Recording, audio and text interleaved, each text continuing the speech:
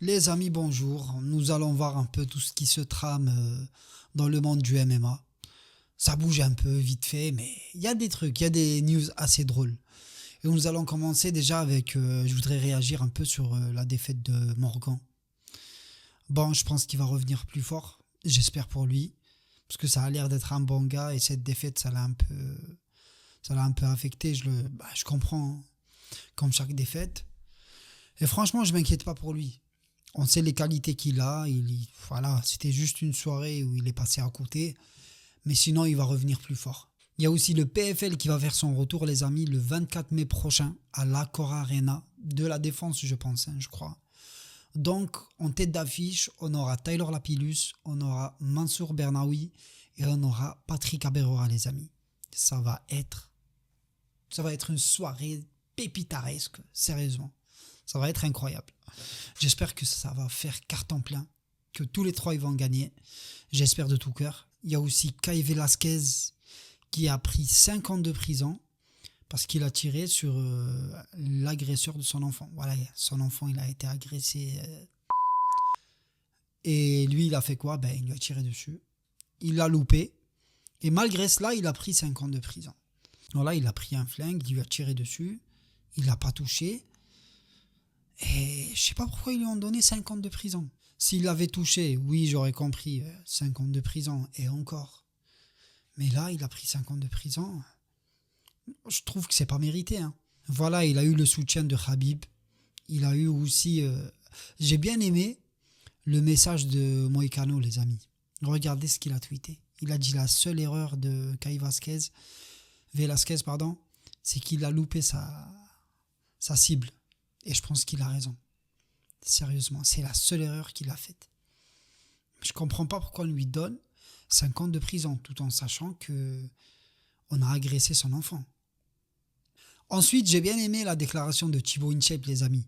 Voilà, il a dit que il ne devrait pas interdire le voile dans les disciplines sportives. Je trouve qu'il a raison. Voilà. T'enlèves et tu restreins une liberté, voilà, d'une communauté ou quoi que ce soit. Et c'est pas le but. Si tu fais du sport, c'est pour rapprocher les gens. Vous voyez, n'importe quelle discipline, ça fait rapprocher les gens.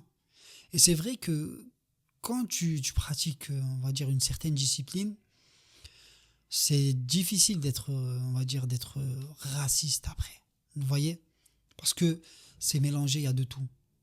Voilà, c'est pas t'es dans ton coin, il y a que ce que toi tu aimes ou quoi que ce soit. Il y a de tout. Il y a de tout. Et c'est ça qui est beau dans le sport en vrai. Je sais pas si vous avez vu, mais Ilia Topuria, il veut se faire appeler la légende. The Legend. Après, s'il kiffe bien ce blaze, tant mieux pour lui, hein. S'il veut se faire appeler la légende, qu'il le fait. Et il y a Charles Oliveira qui a tweeté, qui a dit pour mériter un title shot, il faut cravacher. C'est pas tu viens dans notre catégorie et tu veux jouer directement le titre. Ça ne marche pas comme ça. D'un côté, ouais, je comprends. Mais d'un côté, il a laissé son titre lui aussi. Vous voyez? C'est ça le problème. Après Charles Oliveira, je pense qu'il devrait avoir sa chance pour le titre. Un deuxième, Charles Oliveira vs Islam Makhachev, ça serait nickel. Une revanche de malade mental. Déjà, normalement, il devrait combattre Arman Tsarukyan. Ça, c'est pas fait. Moi, je pense qu'il devrait faire Arman Tsarukyan contre Ilia Topuria et Charles Oliveira contre Islam Makhachev. Et le gagnant, ils vont jouer pour le title shot, pour le titre. Voilà, les gagnants, parce qu'il y aura deux de chaque côté. Un de chaque côté plutôt.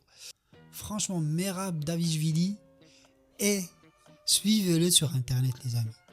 Vous allez être mort de rire. Mais c'est incroyable, ce mec. C'est un phénomène. Que ce soit dans l'octogone ou en dehors. Mais regardez, hey, ses chorégraphies, c'est un truc de fou. Et laissez-moi vous dire, hein, il a failli mourir. Il a failli tomber d'une grosse falaise à Monaco. Voilà, en faisant le danseur pro, alors que c'est pas un danseur. Alors, franchement, il fait rire. Il me fait rire. Ah, comment il danse.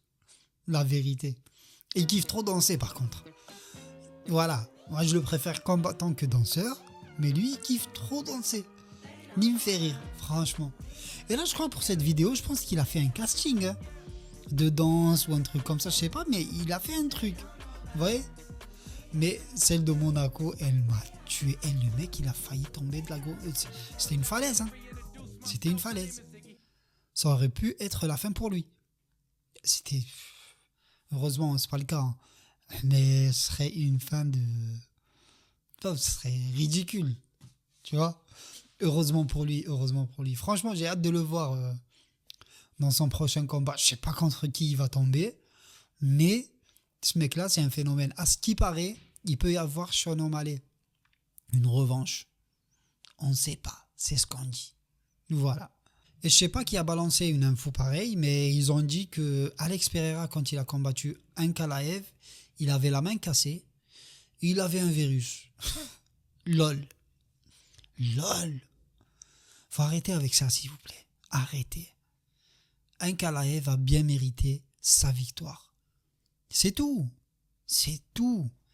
Il était très bien. Après son combat, il est parti manger des pizzas et il a fait une chorégraphie avec Chuck Liddell.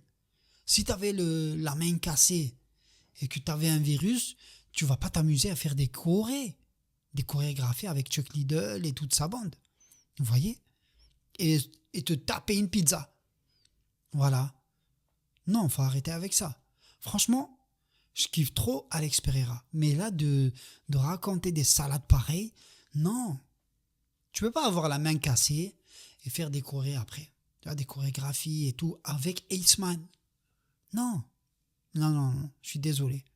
Ça, c'est juste des excuses. Je sais pas si c'est une fake news ou pas, mais je pense pas qu'Alex Pereira aurait déclaré des déclarations pareilles. Tu vois, ça n'a aucun sens. N'importe quoi. Il y a aussi Thomas Spinal. Thomas Spinal qui commence à s'impatienter.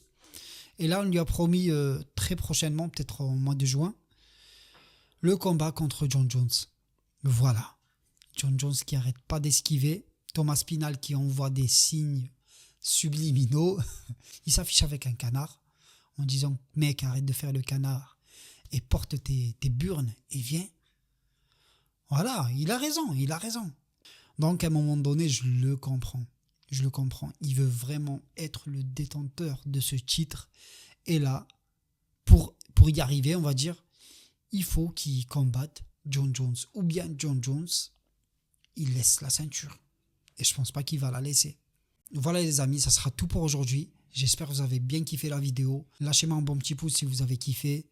Abonnez-vous si ce n'est pas encore le cas. Je poste des vidéos régulièrement les amis. Et sur ce, je vous dis à très bientôt. Ciao, ciao.